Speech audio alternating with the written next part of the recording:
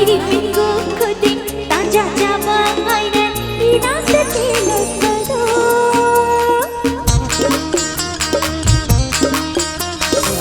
Ay kiwaya yati lagi kan bakuiri ngai jerap mahal do. Ngai di minggu kuting tanja jabangai dan inang tetilog pado.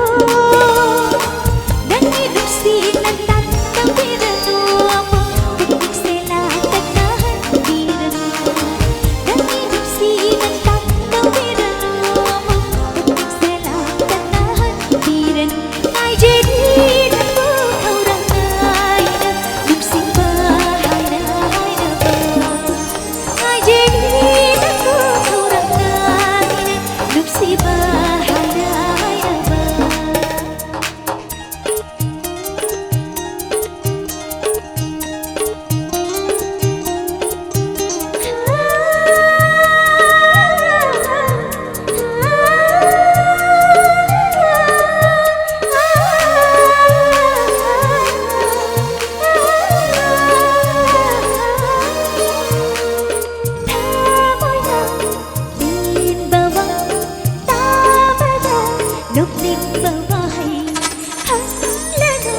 Nung si bertemu, kung tingay, nung si berhalangay, nangin nung si wahai.